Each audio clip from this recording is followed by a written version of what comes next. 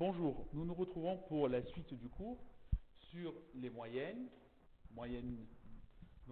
sur les moyennes pondérées ou les moyennes simples, et nous allons voir des propriétés de linéarité.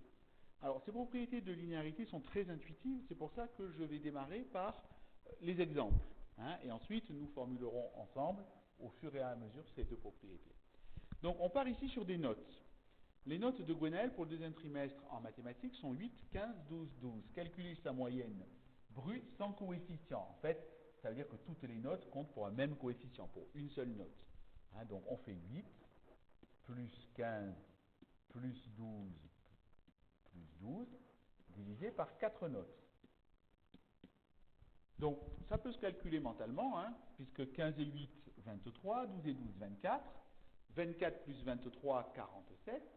Et pour diviser par 4, en fait, il suffit de diviser deux fois d'affilée par 2. Donc 47 divisé par 2, ça fait 23 et demi. Et 23 et demi divisé par 2, ça nous donne 11,75. Voilà la moyenne de Gwenaël. Dans un élan de générosité, le professeur décide d'augmenter toutes les notes de la classe de 10%. Calculer la nouvelle moyenne de Gwenaël. Alors, on pourrait dire, on va calculer toutes les notes et refaire la moyenne. Sachant que quand on augmente de 10%, on a un coefficient multiplicateur qui fait 1 plus 10%, ce qui donne 1,10. Ça veut dire que toutes les notes sont multipliées par 1,10. Ça peut se calculer de tête. Par exemple, 8, si j'augmente de 10%, j'ajoute 0,8, ça fait 8,8. 15, j'ajoute 1,5, ça fait 16,5. 12, j'ajoute 1,2, ça va faire 13,2. Et donc, je pourrais refaire la moyenne avec ces notes-là. Mais il y a plus simple.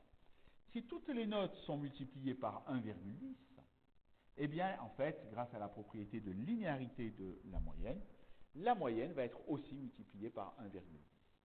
C'est-à-dire que pour avoir la nouvelle moyenne, on fait 11,75 fois le coefficient multiplicateur 1,10, ce qui nous donne 12,925 de moyenne.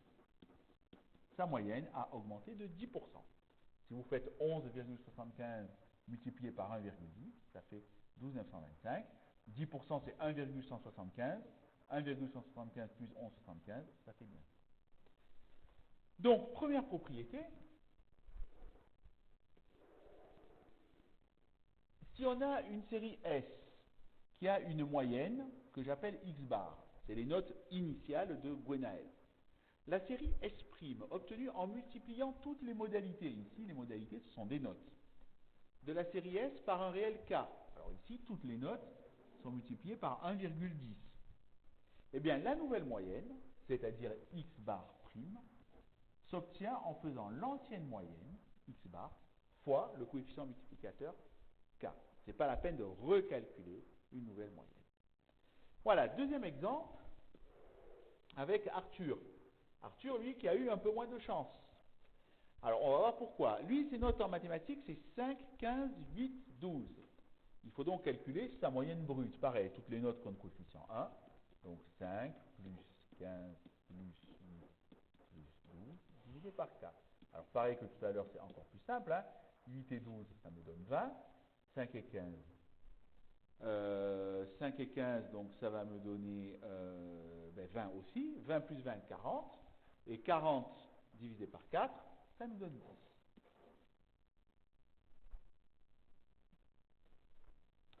Donc c'est sa moyenne brute. Maintenant, le professeur, dans un excès de colère, a décidé de baisser toutes les notes de la classe de 1 point, calculer la nouvelle moyenne d'Arthur. Alors oui, son 5 est devenu un 4, son 15 un 14, son 8 un 7 et son 12 un 11. Mais ce n'est pas la peine de recalculer la moyenne avec ces nouvelles notes. La moyenne va aussi baisser d'un point. Donc la nouvelle moyenne, ça va être 10 moins 1, c'est-à-dire 9. Voilà, c'est la deuxième propriété de la moyenne. C'est-à-dire la série S seconde, prime, ça se dit S seconde, obtenue en ajoutant un réel A. Alors attention, je dis en ajoutant un réel A. Ici, si on soustrait 1, c'est comme si on ajoutait moins 1. Ça marche avec les additions et les soustractions, forcément, puisque soustraire un nombre, c'est ajouter son opposé. Et donc, quand on ajoute un même réel A, ici c'est moins 1, à toutes les modalités, c'est-à-dire à toutes les notes ici de la série S, eh bien, la nouvelle moyenne, hein, x bar seconde, c'est l'ancienne moyenne, x bar plus A. C'est-à-dire nous plus moins 1, j'ai enlevé un point. Voilà la propriété de linéarité de la moyenne.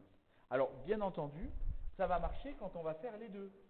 C'est-à-dire, si j'ai une moyenne x bar, si la série statistique, je la multiplie par A, par K, ben, la nouvelle moyenne c'est kx bar, et si en plus j'ajoute B, ou A d'ailleurs, hein, ça va faire kx bar plus A. Donc, si par exemple je multiplie une série statistique par 1,1 et que j'ajoute, ou que je soustrais un point, eh bien je vais pouvoir faire cette opération, hein, sur la moyenne.